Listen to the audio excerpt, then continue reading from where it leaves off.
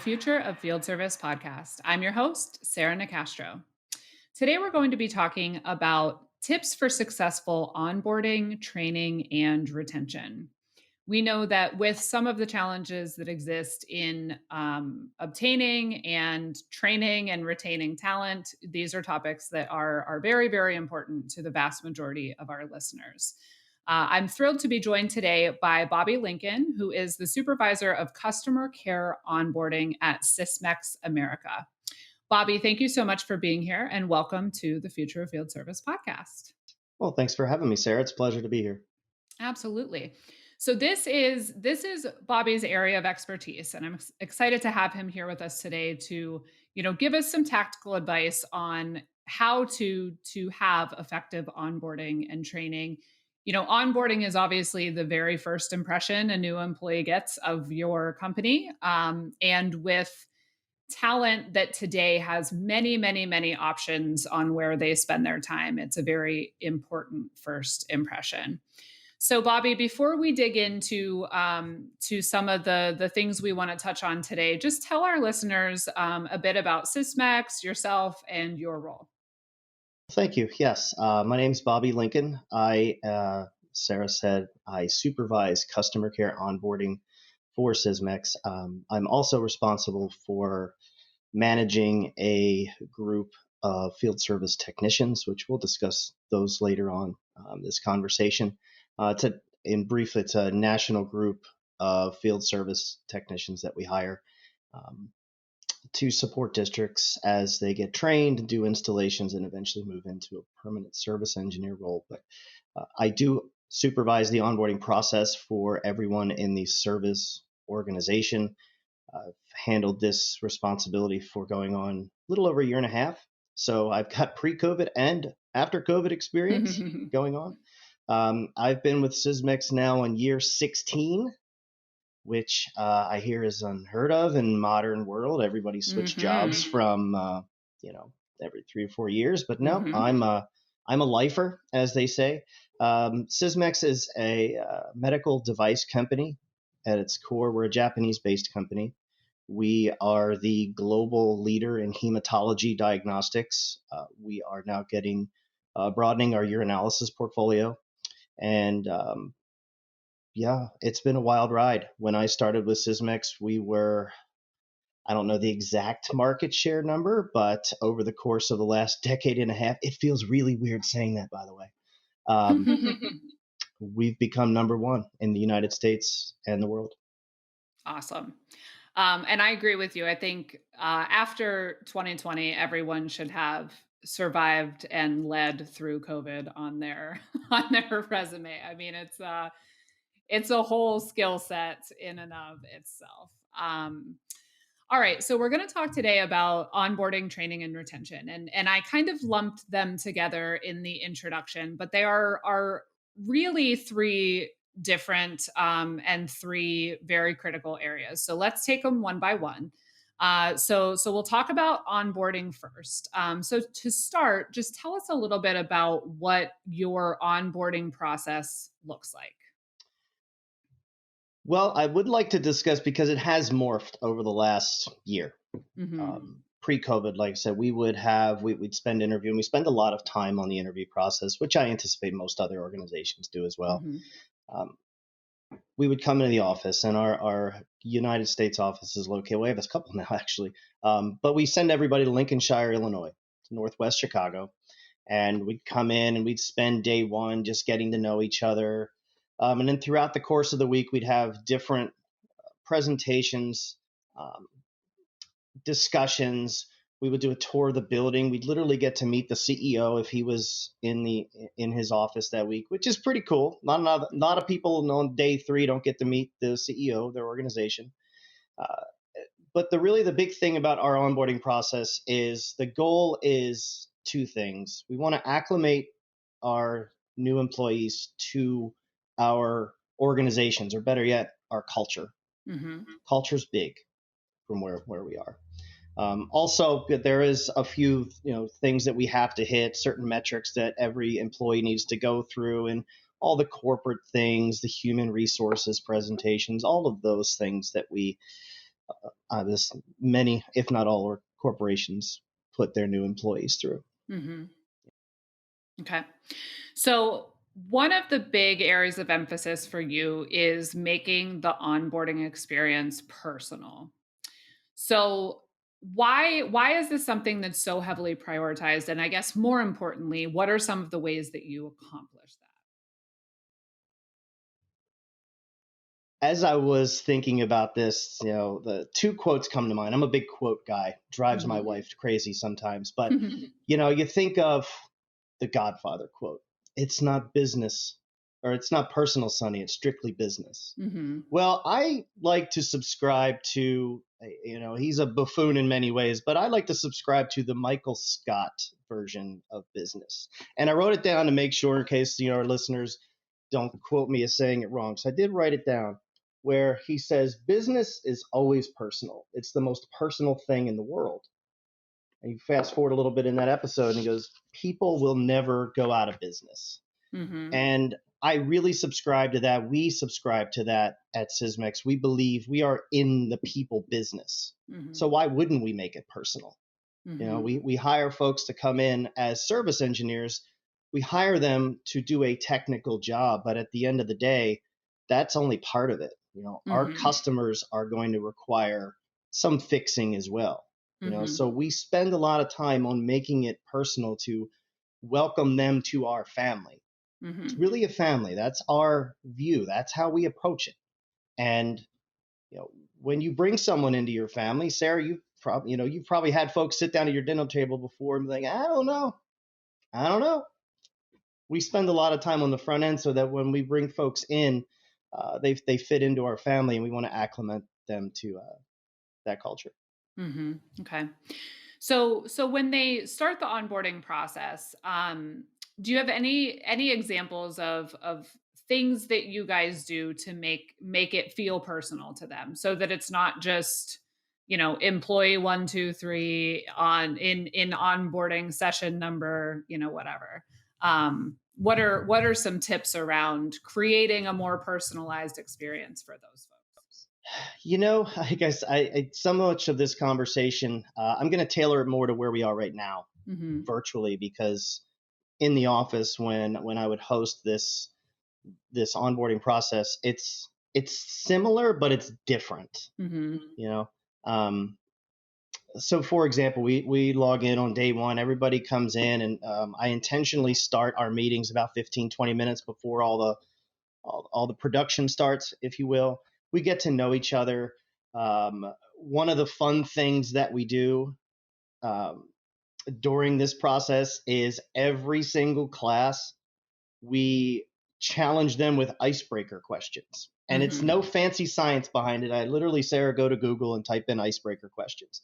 For example, one of them was, what superhero would you want to be and why? Hmm. My personal favorite is, if you could upload one skill to yourself via the Matrix, if you Hmm. could become Neo about anything, what would it be?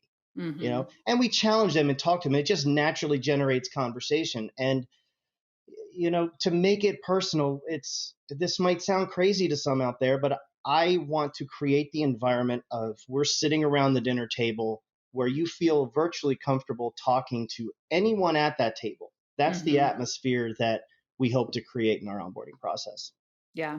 Now I have to assume, being successful at that is more challenging in a virtual environment than it is in person. It is especially challenging for people like myself, that when I give presentations, I feed off the room. I Mhm. love the energy in the room. You can look and see. It's harder, I think, especially using certain platforms, where now our new hire classes range anywhere from 4 to 8 individuals. Mhm. Um, Seeing them on a screen is, reading their faces for how they're receiving the information is way more difficult this way. Mhm. Whereas when you're in the room, you can see it and feel it. This Right. way, you kind of have to, I don't want to say put on more of a show, but make it a little more entertaining, if you will. Mhm. And that's how I've seen it work very well thus far. Mhm.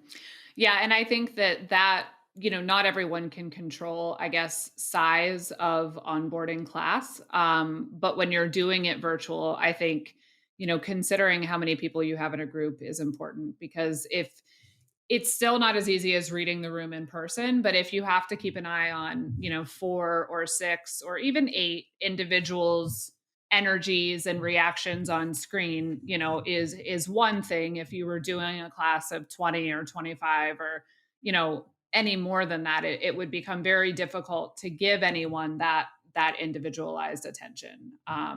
We had uh, this was right before COVID hit last year, the November prior. We had a class of 18 people Mhm. in our room. There's no way we can do that in this format. In fact, Right. we have made the decision based on occupancy levels of the buildings of local in Illinois of what they allow. Our new hire classes can only be a certain size because of the restrictions that we have at our training center down the line. Mhm. So we have more frequent classes, but they're smaller. Yeah. Which, in the process you walked us through in terms of how you try and create more of that dinner table dialogue and really get people engaged. If you have 4 or 6 people, that type of interaction is feasible, and easy to encourage, right? If you don't want them to be able to hide behind the numbers, I guess. Um, okay.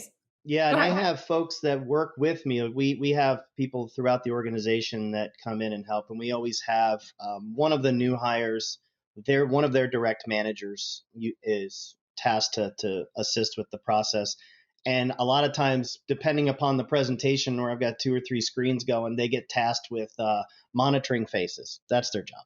They got to make Mhm. sure the room's awake, nobody's falling asleep, that sort Right. of thing. Yep, It's important. it is. Okay, so you mentioned this a little bit, but Mhm. you have these folks come in and you um how long is the onboarding program?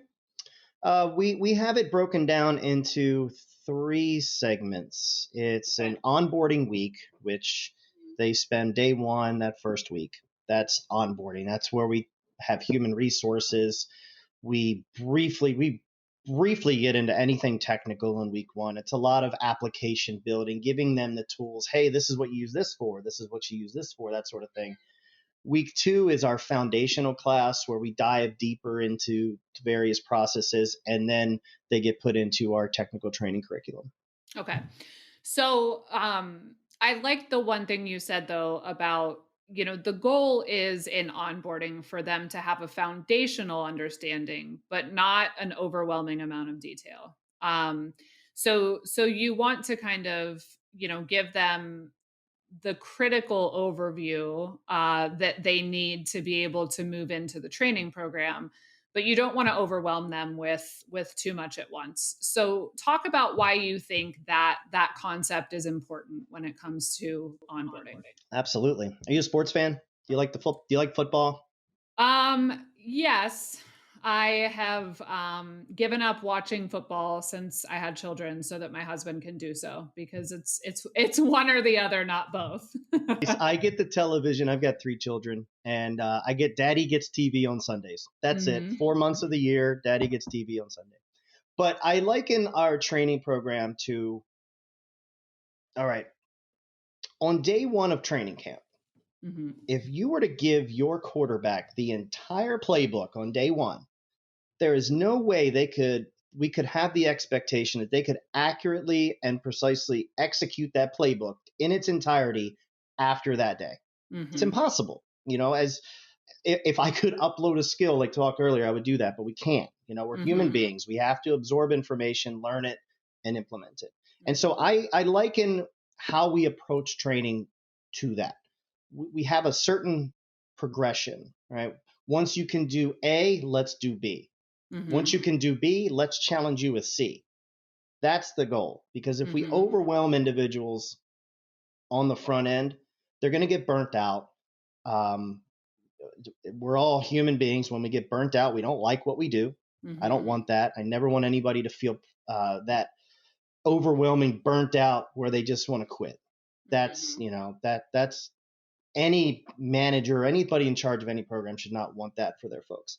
Mhm. But it's step by step, and I liken it to the NFL playbook. You cannot expect them to do everything on day one. You have to work in steps. Mhm. Now, have you seen a difference, Bobby, in terms of, I guess, bandwidth for consumption? Is that different in person versus virtual? So pre and post COVID, and how has that changed? I think in person I can connect and get more information through in a shorter amount of time. This platform allows, it's just too much distraction. You Mhm. know, I'm looking outside my house right now. I've got, my kitchen there. I've got to say no to all the snacks that are there, or the phone might ring, or we have Yeah. I've had folks where their kids are home. My kids have been home. It's challenging right now. It really is. Right.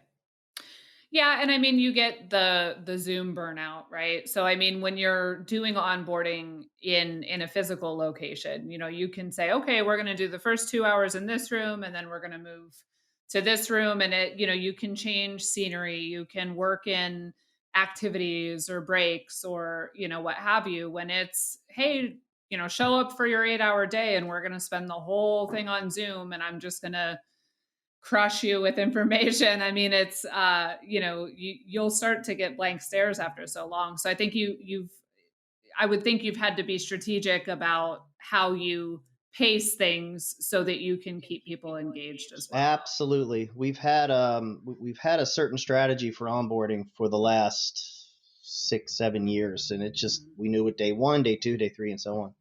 With this format, we've rearranged it because we don't want to overload their brain on information on one day, because by 3 o'clock in the afternoon you can see it, Mhm. they're done.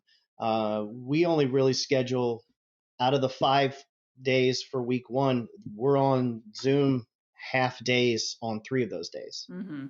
and so Mhm. we give them more autonomy to do some of the corporate training stuff that's online, and the virtual training that we have everyone do. We give them the time to do that, and do it at their own pace, because this is tough. Mhm. Yeah. The last thing I wanted to talk about in terms of the onboarding experience is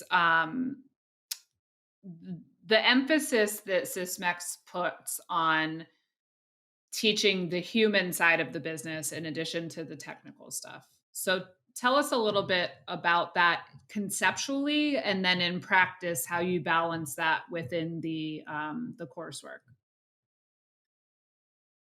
We understand that our customers are, because we're in medical devices, that's what we do. Our instrumentation, our analyzers, they're they're what our doctors and our healthcare workers use to save lives. At Hmm. the end of the day, that's who our customer is. It's not. It could be me. I don't want it to be me anytime soon, but I know that I will be a customer per se. Hmm. We work really hard to understand that at the end result of our instrumentation is a human being, Hmm. and you can't do this job effectively if you don't have a passion for people. You just can't. You can fix things, you can do a great job fixing that analyzer, but if you're not good with your customer, that personal side of it, that human side of it, it's just not going to work. And Hmm. there's a reason why we win so many awards year in and year out, is because we focus on that. Hmm. One of my favorite moments in this whole onboarding journey that I've been on, Cameron, if you ever listen to this, I'm calling you out. We were in training and going through what our customer service model and how we approach it.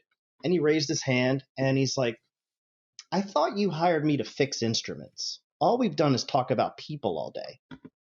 Right. That's what we do. That's Hmm. what we believe. We firmly believe that if we take care of our customers and teach how to fix instruments, as well as down the road making sure our employees are happy, it's just a natural circle of success. Hmm. Hmm. So, what are some of the topics that you touch on in onboarding, specifically when it comes to the human side? So obviously you're touching on the technical side, but on this human element, what are some of the things that you start the conversation on in the onboarding process? We employ a model, and I don't want to give away too many secrets, but we Mhm. work on human interaction, Mhm. specifically how to diffuse negative situations. Mhm. Because everybody listening to this that deals in service, most calls from customers are not happy ones. There's Sure. something that we need to fix, Mhm. something we need to resolve. Sometimes it's the instrument, sometimes it's the person. It depends. And so Mhm. we spend a full day learning, teaching, and every time I've given this presentation, I've thought of something new or how to interact with people. You can use it in your personal life, and it really centers about around listening to others and having empathy for their situation. Mhm. And this we have been doing this for many years, and we just believe that if we focus on the people and we listen and we acknowledge them and we hear them out and um, we can get to a successful resolution on both the technical side and the personal side of things. Yeah. Yeah, and it's interesting. I mean, this is a topic that it comes up more and more in terms of the emphasis on soft skills and the need to focus on that in training and talent development, because we're really beyond a world in field service where mechanical or technical skills are all it takes to do the job. So to your point, whether you're talking about a you know, break fix type service situation where you might have a customer who's frustrated or upset or stressed out because they need resolution on that, or whether you're talking about, even more, advanced services and what it takes in terms of relationship building and being consultative and being viewed as a trusted advisor, on any end of that spectrum. It becomes critical to have really good soft skills and people skills, and communication skills and relationship building skills, in addition to being able to fix whatever you're there to fix, right? And I think that that trend, in my opinion, is only going to continue as we look at, the automation of certain tasks, using technology and just the changing world of what service is demanding. I think that those skills are only going to become more important. Yep. And one of the things that's really neat too, and it took me a while to kind of learn this when I was new in field service. My background is in clinical laboratory science. So I worked in a hospital lab for a little over 4 years and then moved into field service. But you, as someone in field service, drive future sales more than you ever imagined. Right. I didn't realize that. I just thought, oh, our salesperson came in and did a fantastically good job. And they're like, we sell because of our team. And we've Right. had customers that have been competitive takeaways. Let's give some props where it's due. Some of their engineers, they had such good relationships that they worried about what was going to happen to them and vice versa. Hmm. We don't want to, if you're my service engineer, I'm like, what would happen to Sarah if we jumped ship? That's why Hmm. relationships are so important. It's so important all the way down the line. Right. And that's why we start off with that, because at the end of the day, it's business is the most personal thing in the world. Yeah. Okay. So let's talk then about training. So the onboarding process happens and they go through the 2 weeks of initiation, and then they transition into the training program, right? Okay. So tell us what the training process is like at Sysmex. So we spend a week on onboarding. They come in and we acclimate them to culture and build them up and talk a lot about the customer service side. That's week one. Week two is a foundational training. A lot of the tools that we set up week one, we learn how to use. Hmm. We get involved in them. We do some introductions to the various analyzers in our portfolio. Hmm. what's really neat about that particular thing is it used to be an on-site demonstration or an on-site thing. Now it's virtual. We're doing this Mhm. virtual, and what's neat is we've used our various tools, and we've got a world-class Center for Learning that does a live stream, so they can live stream this class. It's really neat to see. Then we mix in. It becomes a mix of technical training on site in the classroom style teaching and on the job. And so our philosophy is let's get them in the field. Let's start learning who their customers are. Mhm. Let's hook them up with folks on their team that we trust to be a good mentor, and Mhm. then keep teaching. And it's a good 6 to 8 month process to get through all of the various training that we have. And even at that point, we're very upfront. Like, we expect you're not going to feel comfortable until you're about 18 months to 2 years in this job. Mhm. That's just normal. That's normal. Now there's everything is a bell curve. So there's some on the front end, some on the back end, but for the majority, about 18 to 2 years, 18 months to 2 years is a fully functioning service engineer. Mhm. Okay. Um, so I know you touched on this earlier when we talked about the football playbook analogy, but talk again about in within that 6 to 8 month training program, how you sort of phase in work because from what I'm understanding, you do that in sort of an individualized way. So it's you expand on tasks as they become ready for more challenges. Am I understanding that correctly? Yeah, that's correct. We don't want to take somebody 2 weeks into the job and say, here, go walk into the Mayo Clinic and fix their instrumentation. That's not fair. That's obviously not fair for our customer, and it's not setting anyone up for success. Mhm. Um, it really is a now there's a an unwritten number of time or a tenure with which we gauge. Like, okay, we have to. It's like any job. You have to be able to check the boxes. Mhm. Some people check them faster. Some check them a little slower. But it's a relationship. Training is absolutely a relationship Mhm. between our Center for Learning that gives feedback on the individual. The individual has to take ownership and perform, and then their direct manager has to navigate them through their journey of training to start saying, okay, you know what? Bobby's ready to go out and do some preventative maintenance. Let's give it a Mhm. shot. Go ahead. You have all day to get that done, and we see how it does. Or an installation, for example, like we know a certain analyzer takes a certain number of days on average to fix, or to, excuse me, Mhm. to install. Let's see how they do. Get them out there in the real world.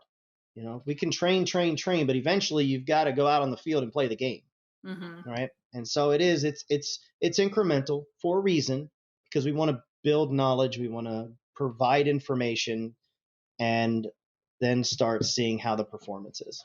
Mhm. So you build from really simple tasks to harder tasks, both to build their knowledge and expertise and also to protect the customer experience obviously. Like you said, not having someone brand new go into to Mayo Clinic to do this job. And then you pair them with mentors and how do you determine does everyone have a mentor or like how does the mentor process work? Oh, in a perfect world, we'd all have assigned mentors and that sort of thing. What's really neat about how our districts are structured is that we have entry level folks all the way up to high performing award winners. Mhm. And each team, within your own organization, Sarah, you probably have somebody that doesn't have a mentor next to their job description, but you know that you would send someone to work with them. That's Mhm. that's our mentality. We know if someone needs some technical training within our group, we know who to send them to. Mhm. When I was in the field, I was what we call our lead service engineer, which was directly below our district service manager. And I focused a lot on customer skills, administration type things. Um, Technically, I was never the best at it. I'm a solid B plus, solid B plus technically, but I excelled where I was really high performing on the customer side of things. And so Mhm. I would mentor our new folks in that regard. So Mhm. it's more of a In the world of unlimited budgets, we'd have this fancy mentoring program. I'm sure everyone listening would love to have that sort of thing. But the Mhm. real world is we know who we can trust. We go Mhm. to those people, and just because of the type of culture we have, they want to see their teammate do well because that Mhm. makes their job easier. It makes the customer's experience better. So it's a little bit of both. Mhm. Okay. Now, how do you sort of monitor performance throughout training to determine, I guess, both when to add new duties to folks, and then also when they're ready to sort of graduate from training? There are some official documents that we have that are designed to lead a manager to gauge their um, service engineers' performance. Hmm. So there are some boxes they have to check, but I can't look at a team in California and say, if I'm not working with them day to day, like I focus on my team, I know what I should expect from people as they progress. I'm not dodging the question. That's just the honest answer. Is we don't. Hmm. It's not something that's they have to do this. They have to do. I mean, they have to obviously, but it's Hmm. more of you just know it. It's like watching your kid learn how to ride their bike. They go for a few feet, and all of a sudden they're riding down the street, and you're like, "Hey, where'd you go?" They pick it up. Hmm. It's a Right. feeling, and that's the mentality that we have. We know when our service engineers are ready. You can just tell, and um, we introduce them based off of the maintenance tasks to installations to the full blown troubleshooting job that it is. Hmm. So when they're ready to graduate, what happens next? Oh, we throw them a big party. We send them out to dinner, and the CEO gives them gift cards. Uh, we have this really neat, and well, it's like I said, pre-COVID, we had a full graduation week, which was Hmm. really neat. So they would come in, and there would be specific, but we would bug the analyzers in the training department. And they had to Hmm. fix it. They had to go in and pretend that our technical trainer was the customer. We'd have to go through the entire experience, and they had to do it unsupervised, using only their team, their tools, the resources that they had. And at the end of the week, it was, you get a little certificate, and we do. I wasn't joking. We would have a very nice dinner and celebrate, and Hmm. because it really is a journey. It's something that we should celebrate. Hmm. It's I just recently finished a master's degree not that long ago, and darn it, Congratulations. thank you. I went out for Baltimore's best crab cake and celebrated. It's fantastic. So you should celebrate your successes. Hmm. Absolutely. Yeah, and that makes them feel acknowledged for their hard work and appreciated. Now, when they graduate from training, this is going to kind of segue us into what happens next. But what's sort of the path from training on? Then you get so on onboarding. We're going to acclimate you into the company culture. Hmm. From there on out, it's a slow acclimation into your specific territory, your customer base, that sort of thing. Like Hmm. once training is done, then you're going to be on your own more. You're going to slowly get your own territory. And as you perform and as your successes begin to mount and you prove that you can indeed do this job, then we're going to continue to expand it until we get to where we consider a fully, not fully functional, that's not the right word. We have a certain number of like designated instruments that each engineer is expected to um, service and carry and maintain, that sort of thing. So a full Hmm. workload, if you will. Hmm. Okay. So after training, they come into your team, right? As a field technician. That's what you referenced earlier in terms of the team that you manage. Yeah, so we've got the entry. We have two levels of entry into our service organization. Mhm. The one is a entry level position. It's what we call our field service technician, and I'll use the Mhm. acronym FST. Mhm. Uh, the other way is the service engineer, which I'll call the SE. So the FST, the field service technician, is an entry level position. These are folks, when I'm hiring for them, I'm looking for um, fresh out of college graduate, Mhm. um, folks that are want to get into field service. Like right now, my team, I've hired people that had previous experience. I had somebody that had no experience in field service. They had an electronics degree, clinical lab folks. Shout out to all the med techs in the room. I have someone that went to college for sales that's on my service team. So we really have a broad scope of individuals that we look at for the FST position. Mhm. Um, the next transition to that is service engineer. So I like to describe it, to use another sports analogy. The FST is almost like the minor leagues. Mhm. So when a service engineer position arises anywhere in the country, then my team, my pool of FSTs will be the first place that we look at for, hey, we've got an opening in Baltimore, which is right down the street from where I live. We have Mhm. an opening in Baltimore. Are there any FSTs before we look at, we obviously open up a job rec, but, we have folks that are trained, that are Yeah. ready to go, that can graduate, if you will, into that promotion of a service engineer. But we also hire directly into that role based on experience. Mhm. So it's kind of like your farm team. Just trying to keep the sports analogies. I'm doing my best, Bobby. Okay. All right. So I can see how that benefits Sysmex, right? So now we're kind of talking about, well, a few different things. I mean, I think that if you listen back to some of the podcasts that we've recorded on the topics of sort of, retention and talent and things like that, we've had a number of conversations about the fact that, if your only strategy is to hire based on experience and you think that you can continue to do that indefinitely, you're mistaken, because you're just going to run out of it, right? So this idea of, I like the examples you gave of all of the different backgrounds you have in your pool of folks right now, right? So they don't have to have that experience, but they have an interest, they have an aptitude, they have some abilities to develop in this role. And you bring them on at that level, and you work with them to develop all of the experience they would ultimately need to do that SE role.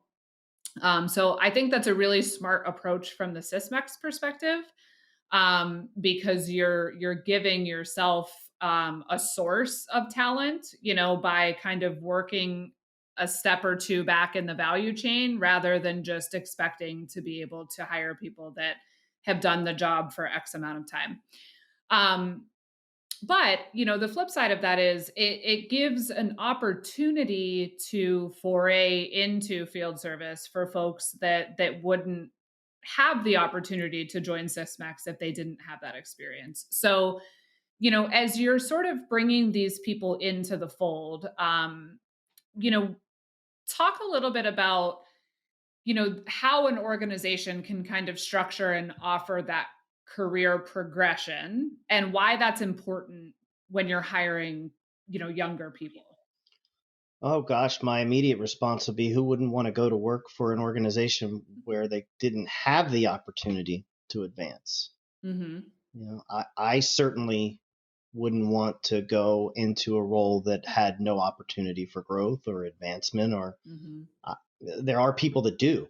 God bless them. There are people that are looking for the 7 to 3:30 punch in, punch out, and that's Mhm. okay. Mhm. Um, I think the younger workforce that we have coming out of college, there's a few things. They want to make an impact. Mhm. Everyone wants to make an impact. How does what I do today affect somebody tomorrow? Mhm. What's really cool about this particular job is in field service, in healthcare in general, especially now, is I've taken instruments out of laboratories that had somewhere in the neighborhood of 5 million cycles through them. That's Mhm. 5 million people that I helped Mhm. indirectly, but I helped them. That's cool. I like that. Mhm. That was neat. Um, what I really enjoy about what we do is we not only hire people with that are ambitious and fit into that culture. It is a culture. We look for folks that want to do that. One of my favorite questions asked on an interview is, are you looking for a job or are you looking for a career? Mhm. And it's okay. I want career people. Um, Mhm. and we have various levels of hierarchy within the service organization. So you start out as as an FST or an SE, and then the natural progression is to the next level and up. And what's really fun about working at Sysmex, it's in our mission statement, by the way, is we challenge each other. We Mhm. challenge each other. So my boss will sit down with me and he'll say, "What do you want to do? Where do you want to go?" You be reasonable. You don't say, "I don't want to be CEO next week." That's not going to happen. But, Mhm. I want to go here and here and here. And so we go, okay, well, here's how I can help you get there. Here's been my experience that got me to where I am. And so I like to do that with the folks that work for me is Mhm. I ask them, where do you want to go? What do you want to do? And that opportunity, just having the opportunity to work for an organization that provides that pushes it, that in some ways incentivizes that, along with the impact of knowing that my job every day is going to effectively save lives. Mhm. What's not the love about it? Right.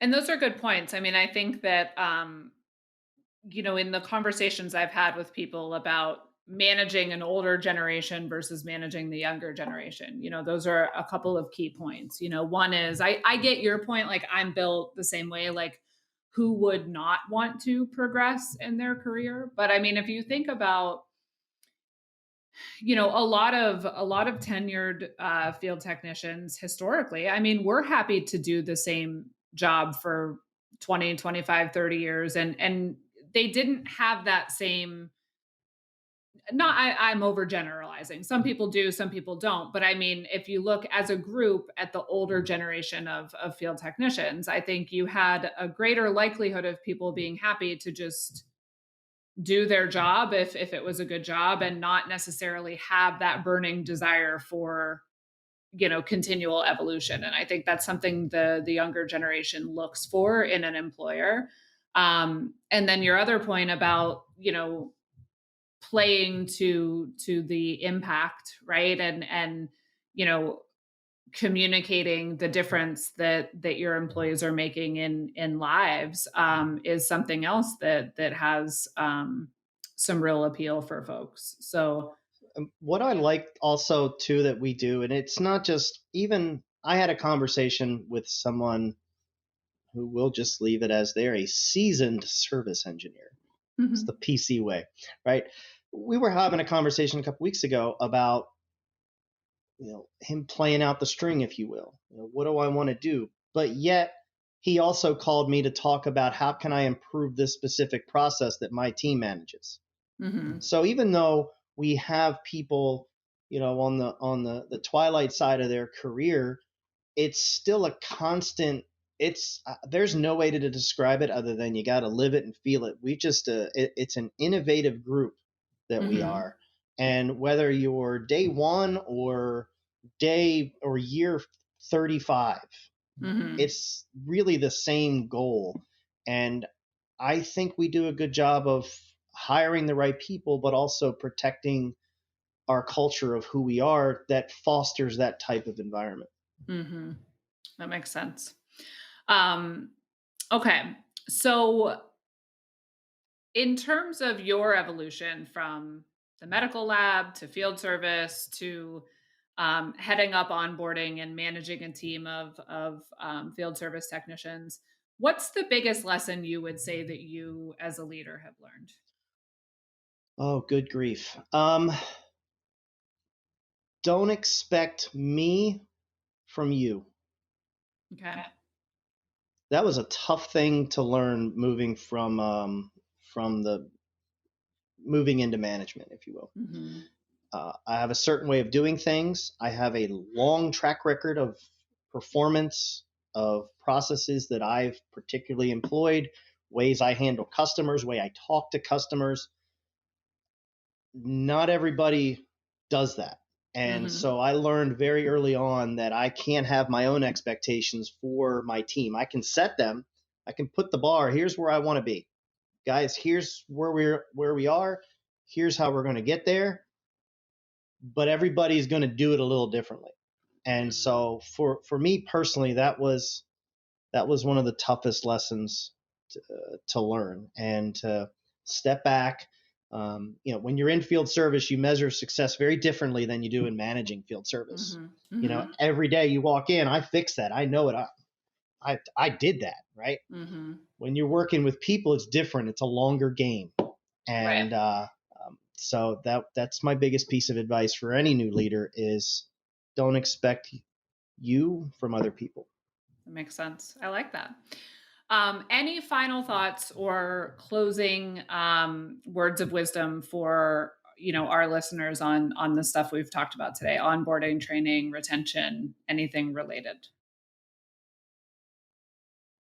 The virtual nature of everything we do now, I have found the greatest success thus far has been a couple things. And this might sound a little crazy because we're in corporate world, but when I say make this process entertaining, Mm-hmm.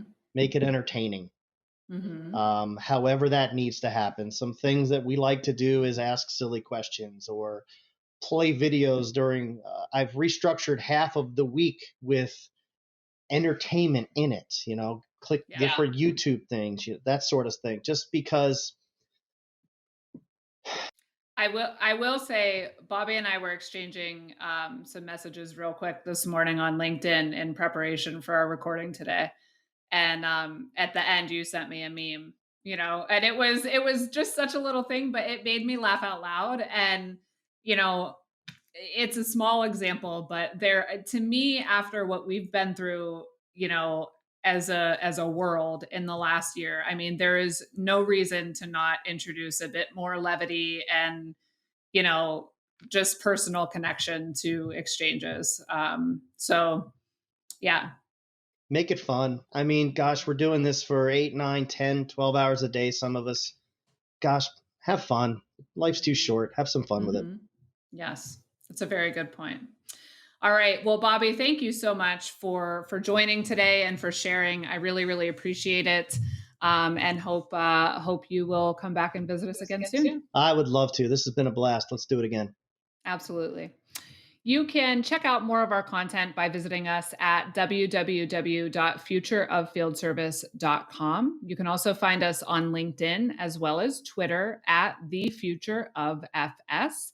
The Future of Field Service podcast is published in partnership with IFS. You can learn more about IFS service management by visiting www.ifs.com. As always, thank you for listening.